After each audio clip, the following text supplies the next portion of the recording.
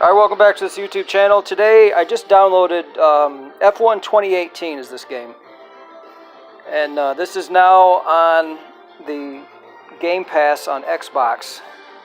So if you have an Xbox and you have Game Pass, you can play this game even if you have an Xbox One S. But I have the Xbox One X, which is really nice, and it is Xbox One X enhanced. So it's going to be a 4K experience.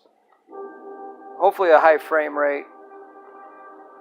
I just got done playing F1 2015 because I wanted to play 2018. But it wasn't on the Game Pass yet.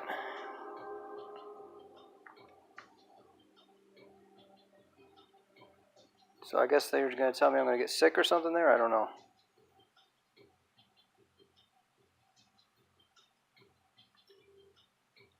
Wow. Lots of adjustments here.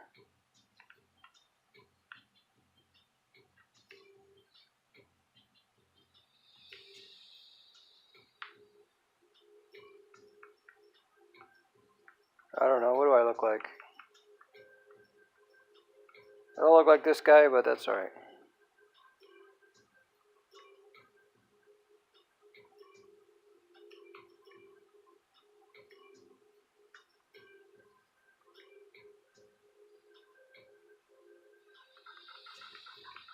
I'm going to be Tony Stark.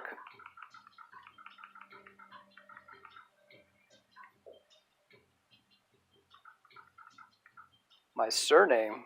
I guess Tony. Well, that was surname would be the last name, isn't it?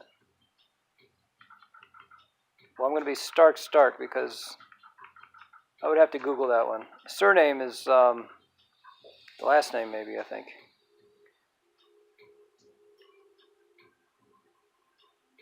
Geez, they want me to have an abbreviated name? Come on.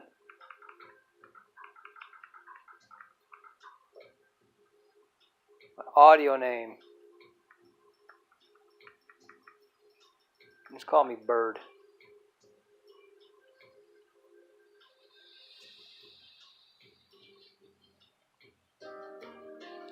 So who am I going to drive for? Red Bull? McLaren? Yeah, I don't know. McLaren's pretty good.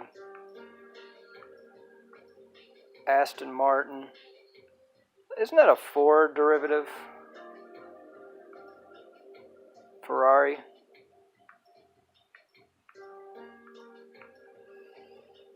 I'm going to go McLaren. I have to.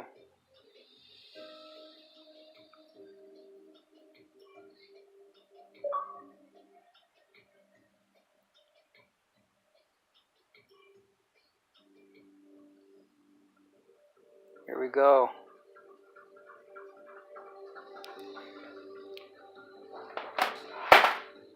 So nice today, it's making the white balance change on my camera.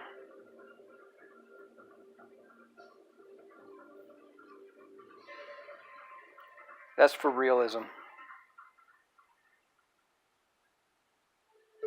It's hard to capture this 4K footage and get it on YouTube, so I've come to my own, where they say your own devices. Well, that's my device.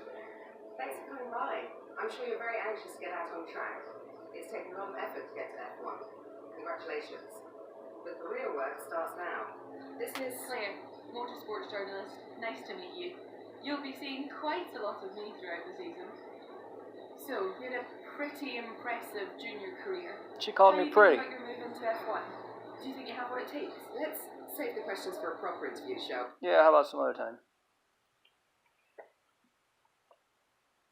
It's nice that they have these little interludes. Welcome to the data center. Here, we've got access to all kinds of information, including car telemetry, weather, lap times, tyre wear, the list goes on. Plus, we've got a direct link back to the factory, so we're in constant communication with the team there. We need you to regularly feedback about areas of the car that are lacking and help us direct our resources in the most productive way. More effort here equals a quicker car, so it's well worth the effort. Good luck this season. Oh, and make us all look good, okay?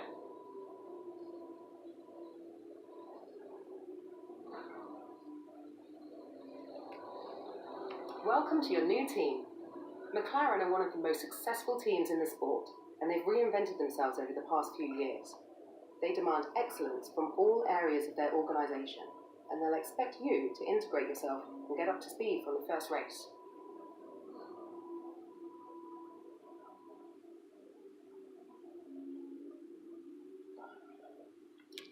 Alright. Let's see the game.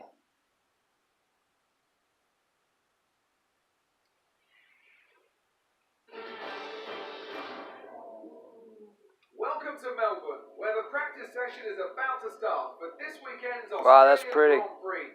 The pre-race talking is over. Now it's time for the drivers to show their worth. Put me in the seat. Ready to floor it. Now, I always play with the handicaps off, so if the handicaps are on, I'm going to have to take them off. They usually put handicaps, it's not really a handicap, it's an assist. It's where it'll slow down for you, and I usually don't like that. I'd rather overshoot the turn and learn something. In the unforgiving world of Formula One, free practice sessions were a vital part of any Grand Prix weekend. During your F1 career, you'll be able to utilise these sessions to complete practice programs which will help you learn the track and earn you points that can be invested in developing your car. You'll also be able to adjust your car setup over the course of these sessions to try and find those extra fractions of a second. That's about what these are won by, a couple fractions of a second. I'm looking forward to working with you as your race engineer. I'm ready to race. Let's go. We have a lot of work to do today to get ready for the season ahead. We're ready to fire up.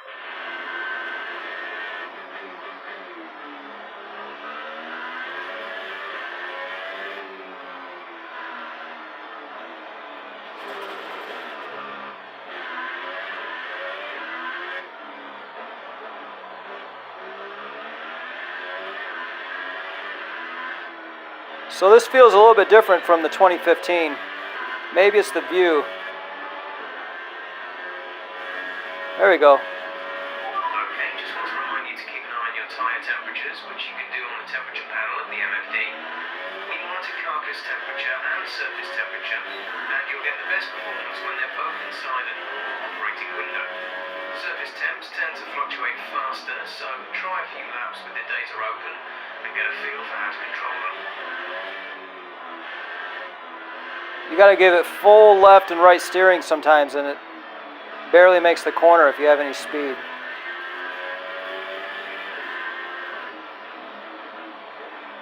That's full right.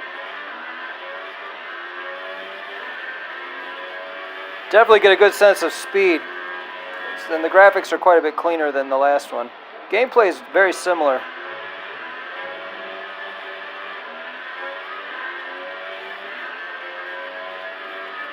But what a thing these F1 cars are. Going 200 miles an hour, 2 or 3 feet from a wall like that. So I overshot that one.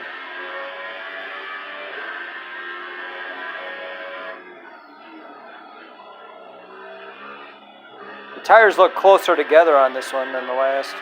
You know, they changed the tires, the layout of the cars. Oh, that was bad for it. Damage to your wing. Damage to your wing. Suggest you box to change it. So he's hard over. He had the steering wheel completely upside down. The faster you go, I think the less he turns.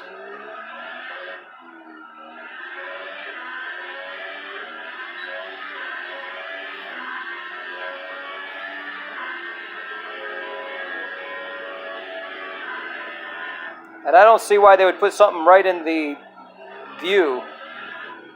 Are the cars really designed that way where you can't see directly in front of you? It seems odd to me.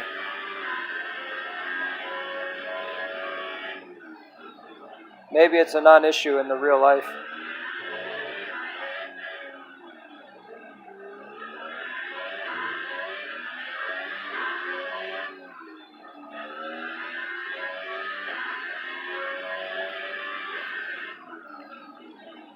There was another game, a racing game, that I thought would be really fun to play, and that's the TT, Isle of Man. I had to think about it. It's a very dangerous course if you don't know about it, where the guys take motorcycles and they go through this town. It's in the hills. believe somewhere in Europe or can't remember exactly. I would have to look that up. But it's a well-known race. People die in it. There one guy, a few people have died. A number of people, quite often actually, because it's so dangerous and they go so fast. And then there's obstacles everywhere, so if they fall off, they basically fall into something and die. But they have that on Xbox, Isle of Man, TT, and it's in 4K. And I think it's just the one race. You just play the one track. But it was $75 last time I looked at it, and that just seems... I think it's kind of a low-volume game. But it's one I was very curious about. I was hoping the price would come down. Unfortunately, price is an issue with me, just because of the other things I can buy.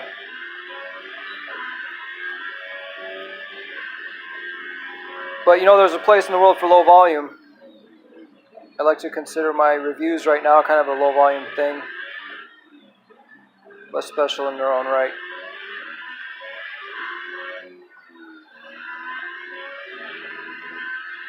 So these games now, they have the assist for braking, that, what do you call it? It's just a visual marker on where to drive for the fastest laps, and also when to brake. You see it turns, it's red, and then when you slow down it starts to turn different colors to say you're going the right speed, because without depth perception, it's really hard to gauge speed. I mean, yeah, you can see it, and yeah, you can guess, but it's been so many years I've played racing games, and the turn that was coming for you was like a gobble of pixels coming at you, and you had to like decipher it. It was like playing columns, you know, and you see all these different colored globs, and you're trying to put them together as to what it is, and oh, it's a turn.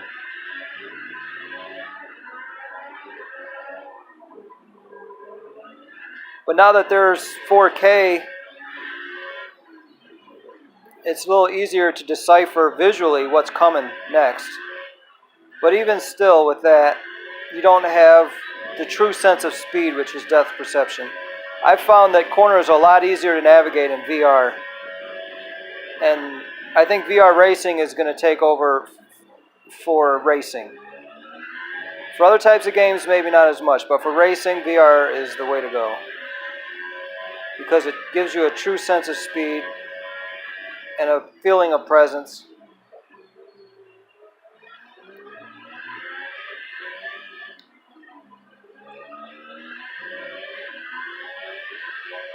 Racing tends to be kind of a solo activity anyway.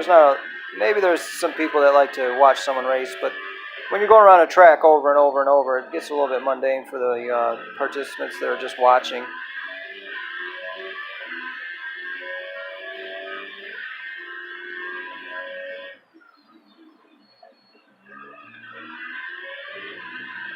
I've heard the term spectate go around quite a bit with like Roblox. Everything that happens in Roblox is going to be the gaming standard of 10 years from now.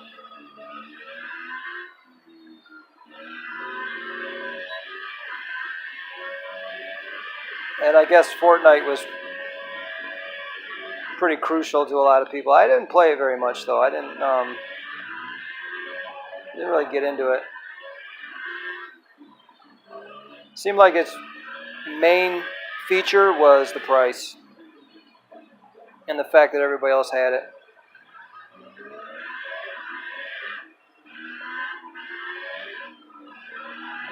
I just keep pressing that button on top with my hand.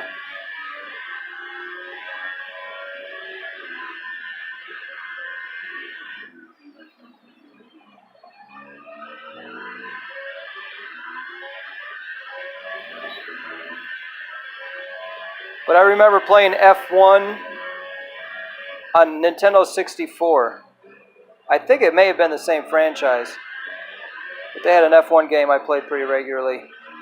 And there was this chicane. It would come up and it would juke you every time because you just couldn't see it until it came up.